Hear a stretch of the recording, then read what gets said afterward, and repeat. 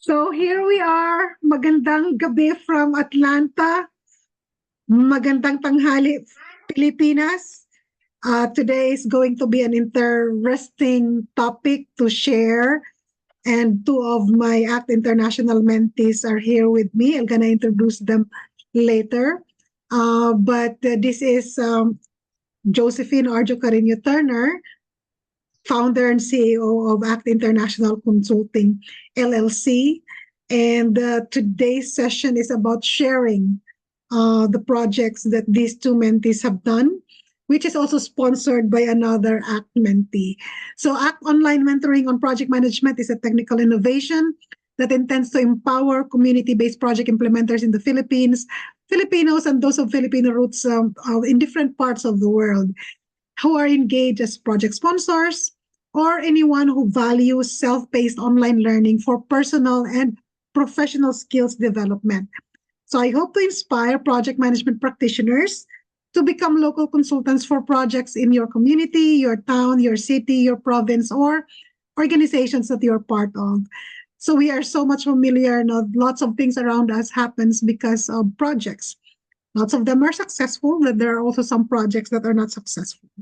And it is very dear to my heart to do knowledge sharing about projects and project management.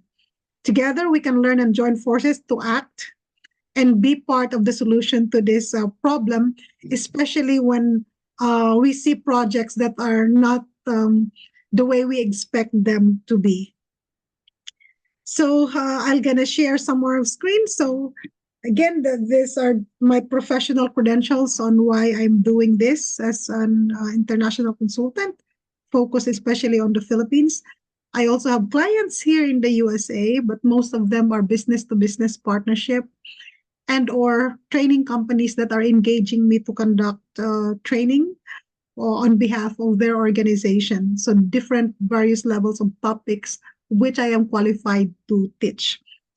Some of the credentials that I have and also organizations that I am part of. Today is USA, Atlanta, kaya merong nakalagay na globe dyan, all the way down to Philippines, specifically at this very, very tip part right here, where these two guests are from, and they're very, very proactive with the things that they've been doing in their communities. So because the guest that I'm having now is called the Dahon Fashion Team, I wanted to share actually my ACT logo inspiration, which looks like dahon. Look, JM, dahon. So palm leaves. So there's so much correlation sa mga pinanggagawa natin. Palm leaves symbolizes success and integrity. During the ancient Greek Olympics, the winner, so Olympic time right tayo ngayon, di ba? The winner was awarded with palm leaves. During rainy days, muddy pathways slow the transport and trade.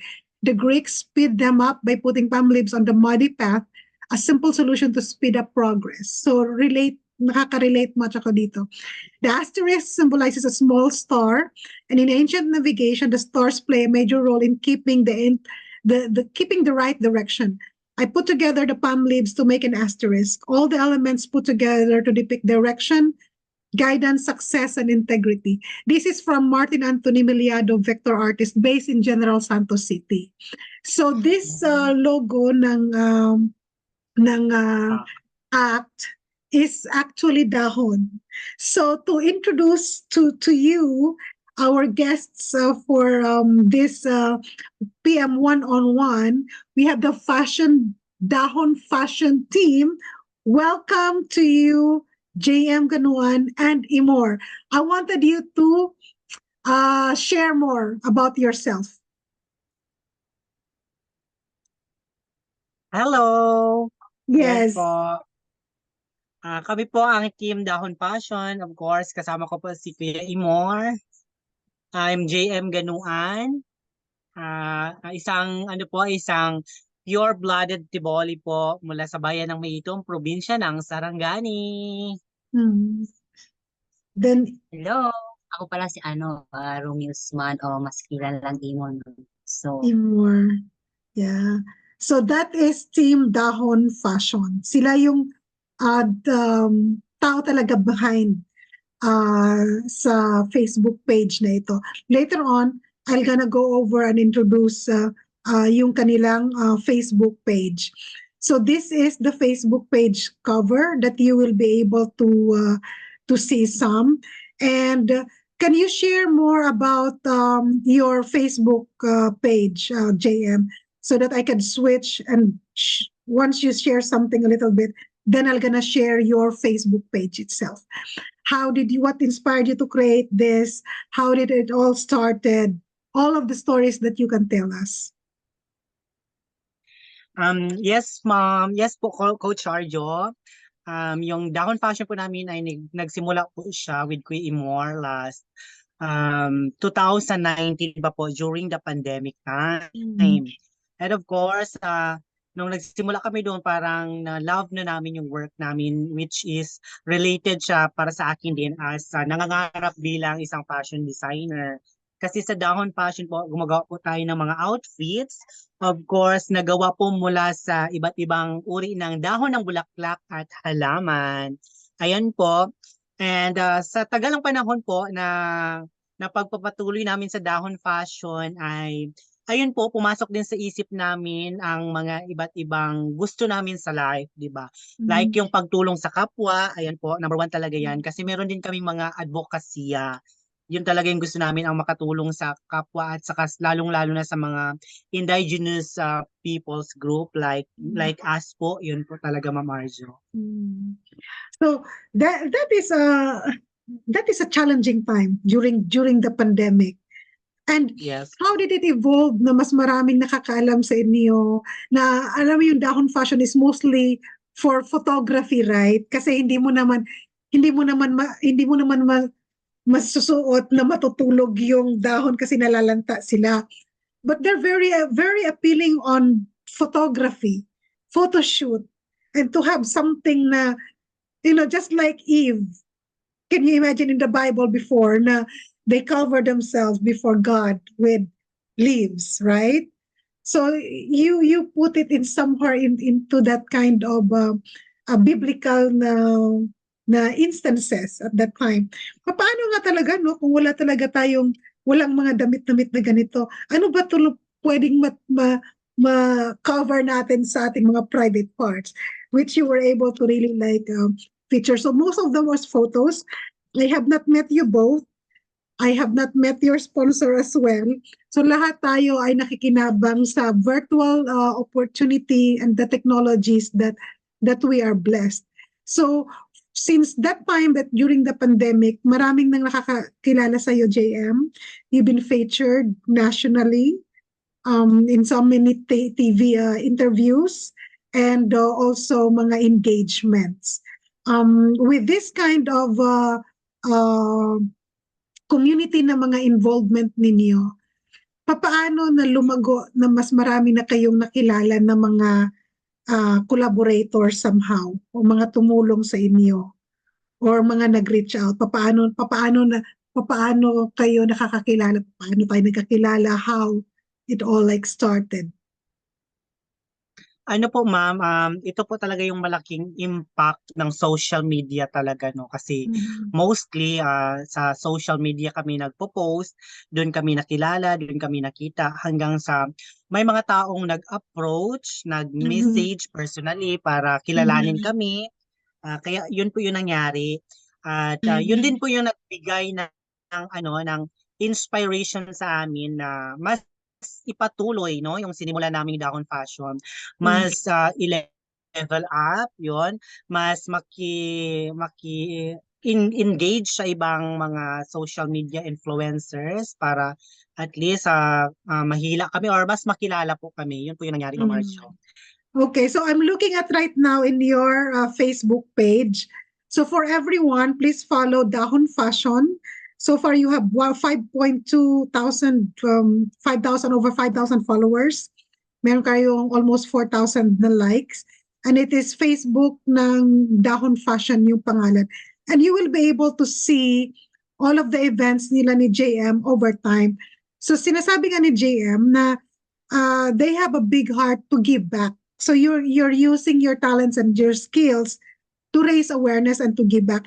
So everything that we will be talking about, you posted it in your Facebook page so that people can actually like go over there later on.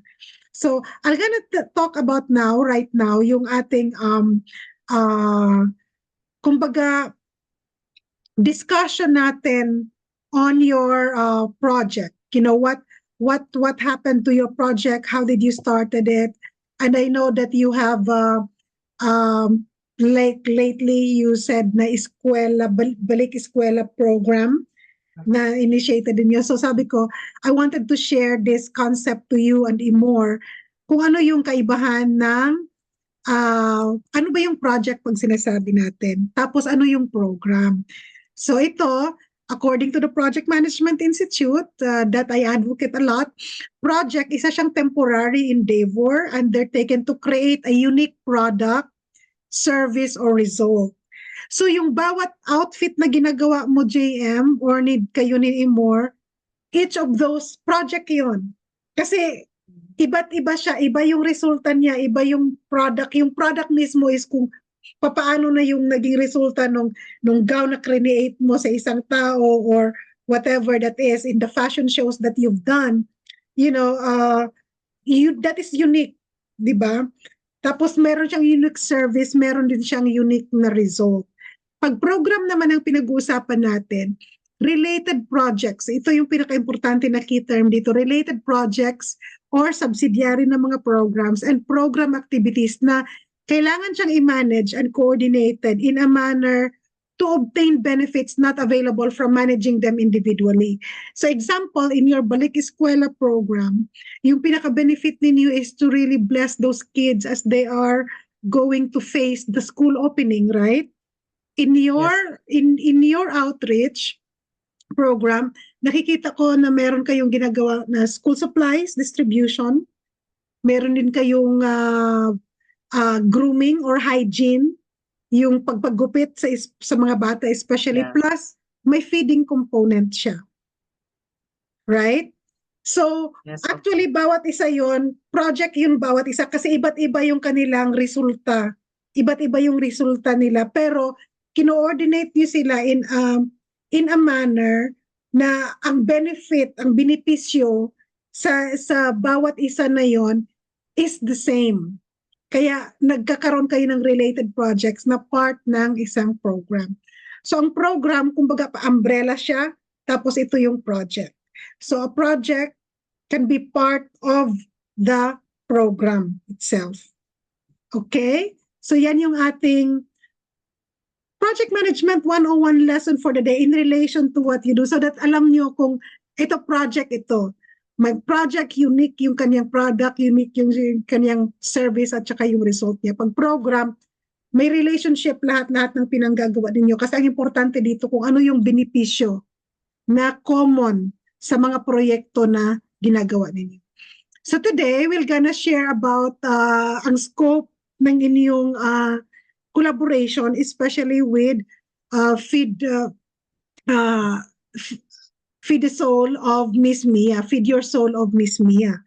So Miss Mia is traveling all over different parts of the world right now, but she is also an ACT International Consulting LLC, and she is your project sponsor. We're gonna talk about ano yung ginawa ninyo doon sa initiating phase ng project ninyo, paano kayo nag-identify ng mga stakeholders, paano na-engage si Mia, paano kayo nagkaroon ng planning in your work, paano niyo in-execute yung work niyo, paano niyo naman kinumpleto yung bawat na project, tapos ano yung mga lessons learned niyo. So I wanted to hear yung project sponsor. Talk to me about your project sponsor and kung paano kayo nag-engage sa mga project stakeholders. Yes po, Coach Arjun, no. Nung na-meet ko po si Mamiya through social media po, it's because of you din po kasi you connecting me po to Mamiya. And then nung mga time na yon ay matagal pa po ma'am bago ako nag-approach kay Ma'am Mia kasi mahiya din po ako at nung nalaman ko si Ma'am Mia na parang marami siyang natutulungang tao, then sinubukan ko po noon is kasi nasira yung heels ko that time. Sinubukan ko magpa-sponsor sa kanya may sandals and like makeup. And then si Ma'am Mia po I'm thankful kasi hindi siya nagdadalawang isip na tumulong talaga. At that time parang nag-response si Ma'am then hiningi niya kung saan i-send yung munting tulong niya. Yun po Ma'am Arjo, sa binigay pa lang ni Ma'am Mia that time ay talagang binili ko ng heels na kasi yun yung purpose kung ano yung hiniling ko sa kanya. Namili ako ng heels, then mga makeup, and then pinicturean ko yun, binidyohan ko at talagang inexplain ko kay Ma'am na yung binigay niya sa akin ay napunta talaga dun sa material na hinihiling ko po sa kanya. Doon po nagsimula lahat, Ma'am Marjo. Hanggang sa mga ilang years or months na po yung nakalipas. And then, palagi pa rin ako nakafollow sa Facebook page ni Ma'am Mia na Feed Your Soul. Ay talagang nakikita ko po talagang nakikita ko po doon yung ano ni Ma'am, yung paano siya tumulong kasi meron talaga doon like sa mga ginagawa ni Ma'am minsan na mga ano yung mga paragraph about sa paano ba may problema ka. Di ba malaking tulong yung kung basahin mo yung mga ginawa ni Ma'am doon parang puro positive yung mga pinopost nila doon. Tapos hanggang sa tinry ko naman mag-reach out sa kanya about sa kasi isa talaga sa advocacies namin ang yun nga po Ma'am yung tumulong sa kapwa kasi nga meron kaming puso pero financially nahihirapan din kami paano kasi kahit sa pangbigas namin minsan hirap din kami pero may heart po kami. Nandun yung eagerness namin tumulong. So ang ginawa ko po ay sinubukan ko namang itap si Ma'am Mia at ang nasa isip ko that time parang may nagpupush sa akin na try kong kausapin si Ma'am Mia or i-message. Kasi that time Ma'am Arjo is ang iniisip ko hindi sa sarili ko, hindi for my personal interest at to help po. At na-inspired din talaga ako sa iyo yung sinabi mo is isa sa natutunan ko sa iyo ang sabi mo na hindi ka maperang tao, hindi ka ganun na mayaman ba or something, pero you have a lot of connection. So yung connection na yun din po yung parang nagano sa akin, nagturo sa akin paano ako makatulong. So nagtap ako kay Ma'am Mia, through connection talaga. Nag-engage ako sa kanya at sinabi ko po talaga lahat. At dahil sa ginawa ko medyo ay sabi ko maggawa po ako ng project proposal so that magiging transparency siya.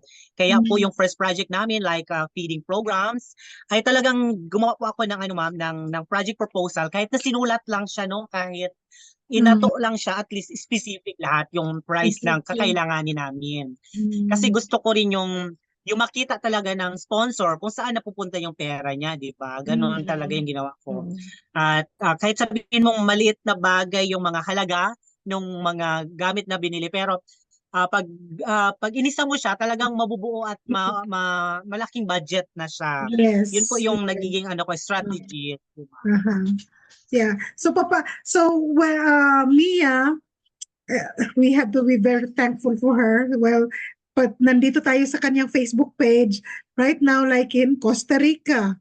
So they are in Costa Rica with family and stuff. She travels with her family right now, different parts of the world, and we are just blessed na meron tayong kapwa katutubo. She's Blaan as also Taboli, na talagang very, very deep to her heart na makatulong back to the fellow Bolis niya.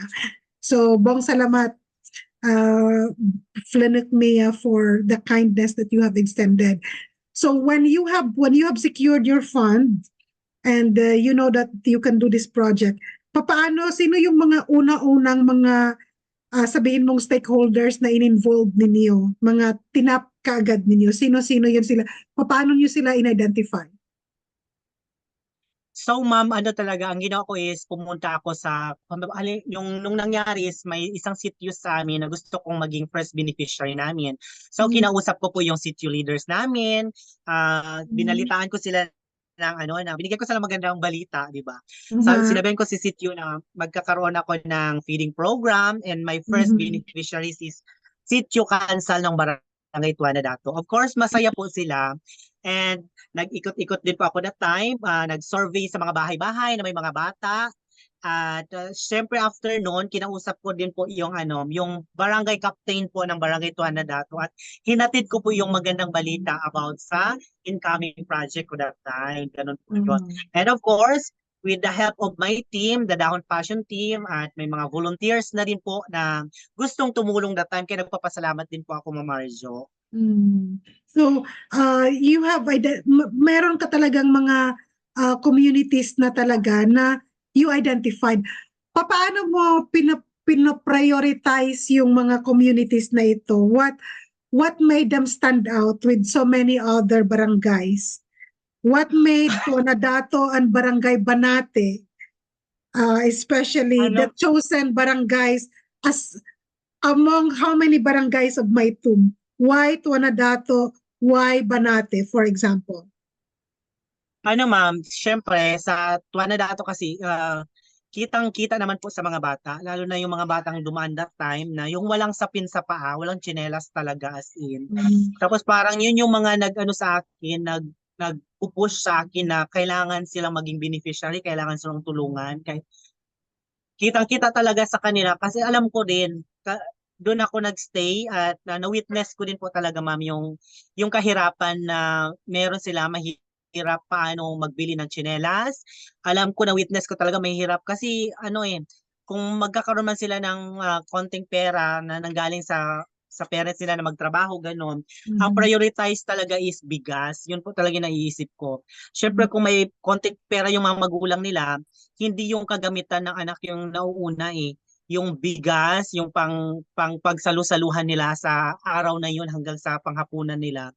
Kaya yun yung nag-push sa akin na kahit konting bagay lang, sana makagawa ako na mabuti sa kanila. No? Yun yung naisip ko na, kaya thank you talaga to Ma'am Mia to feed your soul. Imor, ano sa pananaw mo na why Tuanadato? Is it because malapit diyan kayo nakatira sa Tuanadato, base kayo sa Tuanadato, or marami kayong kakilala sa Tuanadato and or Banate, or because nakita niyo na ito yung mga communities na hirap makaabot yung services? I wanted to parang understand ano yung nagiging prioritization criteria. Bakit Tuanadato? Bakit Banate? Bakit hindi kayo nagpoblasyon? Di ba? Bakit? These are common questions because sometimes bakit nyo priority itong mga community barangays na ito? Especially the daycare. Kasi part yun siya ng beneficiary or yung stakeholder identification niya. So Imor, I wanted to hear from Imor. Kasi masyado siyang silent night. Bakit yun, ma'am, napili namin kasi gusto namin tumulong sa mga taong nangailangan sa amin. Gaya ng katribo natin, ma'am, na nakikita namin yung mga yung mga pangangailangan nila, ma'am. And then, yun ang naisip namin ni JL. Makarelate much mo sa kaagi or sa sitwasyon ng mga bata sa mga communities na ito. Saan ang mas malayo? Tuanadato or Barangay Banate? Barangay Banati, ang Banati, ma'am, hindi siya barangay, which is Sitio Banati, Barangay Badasan, Kiamba, Sarangani Province. Sa Banate ng Kiamba. So it's not Banate na yung doon sa Banate, Banata. Okay. So you are doing it Maytum and Kiamba. Sitio Banate. Yes po, ma'am. Sitio Banate. Okay. That is good to clarify because kasi di ba may barangay Banate ng Maytum? Wala pong barangay na Banati sa Maytum, Ma'am Arjo. Batian! I'm sorry. Batian po. Batian. I'm sorry, I mistook of it as Batian because I had been to Barangay Batian. So this is Sitio Banate, Batasan, Kiamba, tapos sa Tuanadato. Yes, I always thought na Banate is Batian. No, Batian kasi nakapunta na ako ng Batian. Sorry, that was an assumption from my end. I'm so happy that you were able to clarify. So this is Yes, good ma'am. na yung mga communities na tinap ninyo, kilala niyo yung mga leaders, kilala niyo yung kung sino-sino yung mga tao. Mas naging madali ba yon sa project implementation ninyo when you consider your planning? Sino-sino yung mga tao na in-involve ninyo sa planning nito? Sa experience namin, ma'am, like sa sitio Banati ng Barangay Bentasan is, kasi yung beneficiary namin doon is, ang target is school, the Banati IB School. So, Mhm. ang first na ginawa ko po doon ay kinausap po ang teacher, which is, kakilala ko din po yung teacher. Then, Mhm. sinabihan ko siya na magiging beneficiary namin siya for our incoming Balik Eskwela School Supply Mhm. Program, yun po. Kaya tinap ko yung teacher, then kinausap niya din po yung co-teachers niya with the school heads, at naging Okay. masaya po sila, ma'am, So this na is napili namin Banate. sila. Okay, so is Yes this po, the ma'am. teacher you're seeing? Yes, ma'am. Yes, so this Yan. this one the teacher. So that is the school earlier. That's the Banati IP school. Sitio Banati, Badasan in Kiamba, which is another town. So you have to travel to another town. Okay, so yan si teacher. Maraming salamat, teacher. So siyang naging key identifier ng community ninyo. Then you planned exactly on how to get this done. These are some photos ng mga combination na ito. Hindi ko alam kung saan specifically yung Banate, saan specifically yung Tonadato, but I found this sa Facebook page ninyo kung ano yung mga components. So hindi lang school supplies. Meron ding food component somehow or snacks for the kids, ano? So these are community leaders, I believe, and teachers and the students plus their parents. Ano naman ang reaction ng mga parents? Siyempre, ma'am, very thankful sila kasi lalong-lalo na sa Banati, malayo talaga siya, ma'am, eh. Umabot po kami ng 4 hours ang biyahe papunta, and then Papas, ang papas. Oh. papasok sa Banati IP School ay mga nasa mahigit 2 oras yung pagsakay namin ng habal-habal, ma'am. Okay. Mahirap, then may mga landslide pa. Tapos nung umabot na kami sa Green Valley, maglakad naman kami pababa. Puro lakad lang yan, pababa, papasok sa Banati IP School, which is marami namang landslide na madadaanan. Ganun po talaga kahirap. So, nung nandun na kami, Mhm. yung mga parents, talagang masaya sila, ma'am, kasi nasa isip nila, ano ba, mura ka imposible nga nakaabot mi dito or nakabalik ako doon, di ba, nga layo man kaayo sila. Yun. Mhm. Kaya malaking ano din, pasasalamat nila kasi nakita nila akong bumalik na may dala akong team, of course, kasama ko ang team, at may dala akong mga blessing para sa kanila po, ma'am. Yun. Mhm. So, the key are the teachers, the barangay officials. Are the barangay officials aware or city leaders na engage sila? City leaders ang nandoon, ma'am, nung City time na yon. leaders. Ang importante kasi 'di ba sa government, no matter what kasi as long as city leaders are aware na ito yung mga ginagawa. So, can you give a shout out sa mga volunteers, mga teachers, mga of course, these are volunteers na mga barbers as part ng inyong outreach. These are teachers and community leaders or parents. Can you name kung ma-name ninyo sila while I'll scroll the photos? Alright, ayan po. Gusto ko lang namin na pasalamatan, no, yung team namin sa Dahon Fashion. And of course, the volunteers like sa Sitio Leaders, Sitio Leader Unel Milayaw, ayan po. Ang aming barangay captain din po, Honorable Elizabeth Tuana Dato. And of course, the school head of Banati IP School, Sir Vic Salinas. The teachers, ayan po, sila Ma'am Jocelyn Tuan Miguel. And of course, sa aming mga volunteers din po, like sa aming mga manggugupit po na sila Kuya Jeffrey and si Kuya Janjan. Ayan, malaking tulong din po talaga yung na-impart nila sa mga project namin, Ma'am Arjo. Ayan. Yeah. Okay, these are And really of course, very si Kuya Imor. say more. This is really great, no? Na Very, we're able to touch lives, different parts yes, of the world. So ito nga yung FIDA Fashion. So we're going to be very thankful. Maraming salamat sa iyo, and then for Mia, Team Dahon Fashion, mga collaborators ninyo. And I believe for Mia especially, there is a message from the community to say their thanks. Let's play this one. Mia of Feed Your Soul, please watch this and hope that you're happy and smiling wherever you are in this part of the world.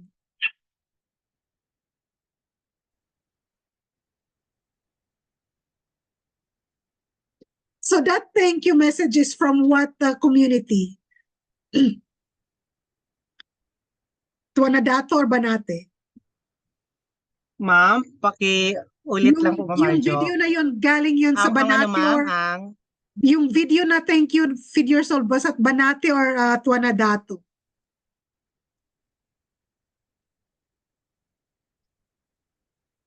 hindi namin nakita yung video, ma'am. Hindi niyo nakita yung video. Yung video na thank you, Mama Mia, for Feed Your Soul. Woo! Ganon, ganon. But no matter what, Mas, aha, lahat ng videos po, ma'am, gumawa po kami ng ganon. Like sa Barangay Tuanadato at saka sa Sitio Banati ng Barangay Batasan. May mga videos po talaga, ma'am, para at least for dagdag documentation namin na talagang yung supply ay nakaabot talaga o nakarating talaga sa mga palad ng beneficiaries namin. with all transparency, kasi si Mia is Yes, one of her po. requirement as a sponsor is trust and confidence and transparency. So even though you have not met her, I have not met her, but as far as I know, that is prime of her values that she really adheres to. So, bong salamat, thank you so much, Mia of Feed Your Soul and Team Dahon Fashion for great initiative, And so everyone, this concludes our sharing and chika chika. Any message from you, JM? And I hope that you have learned a lot, at least with my online mentoring. I am also part of your team because I act as Yes. your project management consultant. So what did you learn?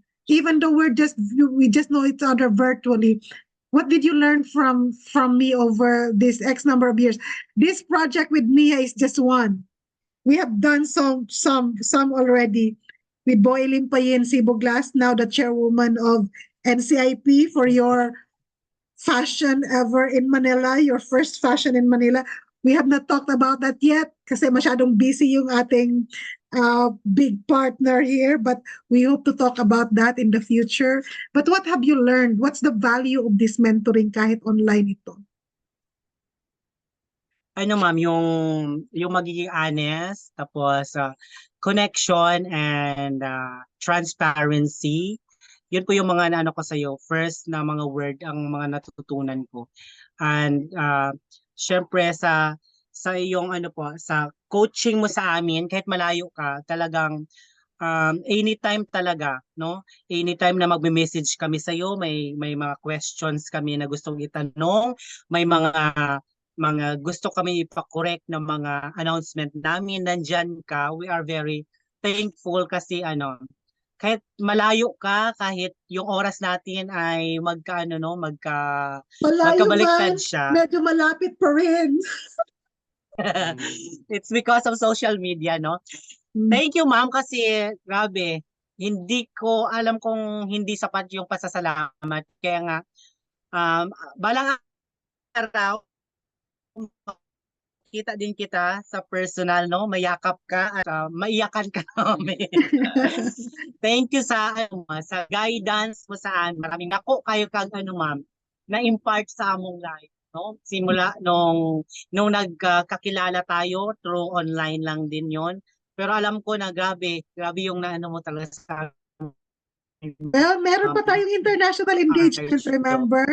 May international, Talagang coach ka talaga, tapos meron pa tayong international engagement. So with ma'am. meron pa tayong international engagement with Frank Weber based in California. Right? So Florida. that Yes, so ma'am, di ba? mm. Yes po sila. Sa Thank imo, you for that connection, ma'am. Kasi ha? Okay, go. gusto ko lang, gusto ko talaga ma'am na ano, no? Napasalamatan yung connection na ginawa mo, Ma'am Arjo. Kasi like itong project namin with Feed Your Soul, hindi ko nakilala si Ma'am Mia Wallis or ang Feed Your Wallace. Soul kung hindi din po nanggaling sa'yo. Like sa NCIP chairperson din po, hindi kami nakapunta ng Manila, naka-experience na magsakay ng airplane kung hindi dahil sa iyo kasi ikaw din po yung naging tulay namin with NCIP chairperson po na makilala kami ni Boy Jennifer Pia Sibuglas. Ayan po ang ating NCIP chairperson. And of course, hindi po kami nagkaroon ng manikin at magkakaroon ng another blessing na sewing machine kung hindi din po dahil sa inyo. It's because of your connection pa rin po. Kaya yun nga ma'am, yung sabi ko, yung mga natutunan kong bagay na mahalagang bagay na nanggaling sa iyo is about sa connection, pagiging honest, transparency, ayan po. Kaya ako lahat ng kung ano yung project like na nanggaling kay Ma'am Mia ay talagang ini-inform po kita kasi gusto ko talaga malaman mo na kung ano yung mga galing kay Ma'am Mia na mga blessing. Ganun po ako, Ma'am Arjo. Kasi Thank you po integrity yun talaga. eh. Hindi ako, nandito ako sa USA pero wala ko nag-igit-igit ng kwarta. But the people that you know have high regards on your integrity. Ang integridad, ang integrity ng tao, hindi mabayaran. So I Yes. hope na, yun kasi yung values. And then values, karamihan, masyadong malaki ang impact sa mga projects na pinanggagawa natin. Kasi pag nawawalan na yon, nawawalan ng trust yung community, nawawalan ng trust yung mga partners ninyo, wala na kayong mukha na iharap sa kanila. Yes. Wala kayong mukha na iharap sa kanila kasi alam na alam nila yung galaw ninyo. Like for me, I'm spending time. This is my way of giving back. I've survived college and lots of schools. It's because of scholarship and it's because of people that helped me. So this is I could not pay them back monetarily, but I'm able to give back in ways I can to bless other people. So this is my way of giving back because I am blessed by so many people who I came to know in my lifetime rin. So I wanted to do the same and I hope na the values that were instilled to you all beyond the material things, mas yun ang maglalast. And then value the relationship that you have established with your local partners, with everyone that you have met. And whenever you are always being honest and upfront with what you try to intend to do, although sometimes it is very hard to really practice it because others are not in that kind of culture or mindset. You just have to rise up above the situation. It is not about us individual persons. We are only a vessel of sharing this blessing to other people's lives. I hope to encourage more people, more indigenous peoples, and everyone who are struggling in their project management to be better project managers. Na ito yung mga details, as basic as it is, but your recent project and everything that we're doing has really inspired me to i-activate ko ulit yung pag-share ng knowledge online, so that other people would also know. Kahit na pa konti-konti lang siya, but I will not tell you, you have to do this, you have to do that. I will share knowledge to you. How you act out, how you implement that knowledge gained, it all depends on you. Ang sa akin lang is that I have mentored to so many, but also I don't have any problem of letting go of mentees, especially pag yung values nag-change. Because I have experienced some. If you just wanted to do it because you just wanted to be famous for yourself at the expense of other people, go ahead, move on. Wala, I don't want it to be part of that, that move, but I have mentored to so many, so I have learned my lesson as well. And there's nothing that I lost, kumbaga. I don't lose anything. I'm just sharing knowledge and inspiring, and I hope that those mentees will be able to do better. So be grounded for your values on, you always have to ask, bakit ko ba ginagawa ito? Ano ba ito? Kasi pag clear yun sa iyo ang bakit and why, um, the rest will be easy.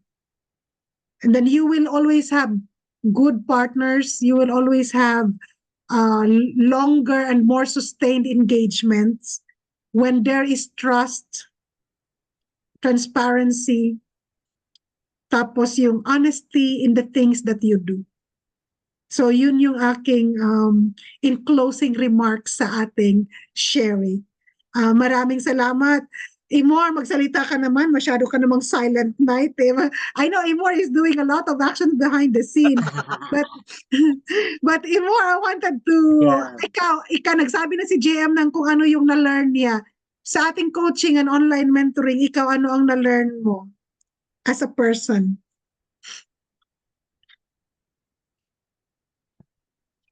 Sorry. Ano yung natutunan mo with Ma'am Arjo? Nakilala natin si Ma'am Arjo. Ano yung naging na-impart ni Ma'am Arjo sa ato?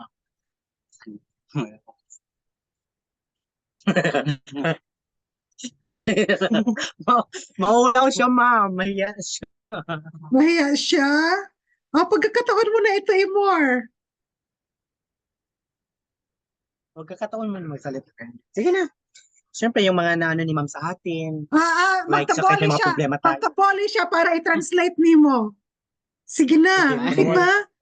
Sige na. Para ma-engage na to ang mga tuboli. Sige na, Imor. Tuboli.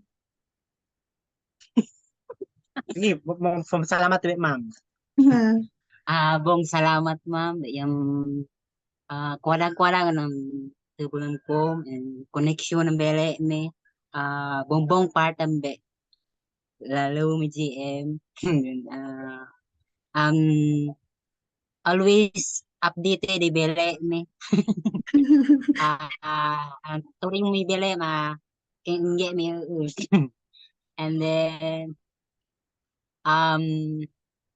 walag ng tubang ng bele me about connection.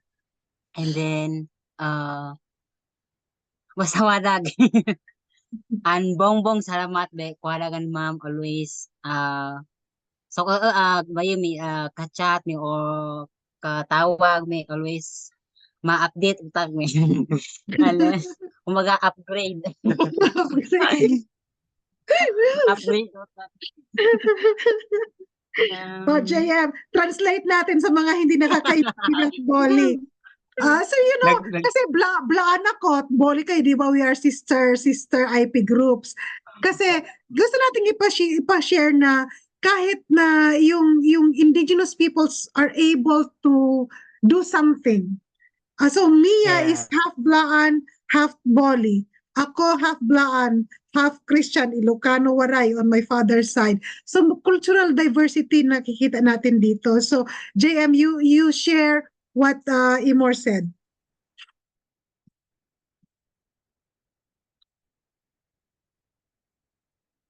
Walang sounds.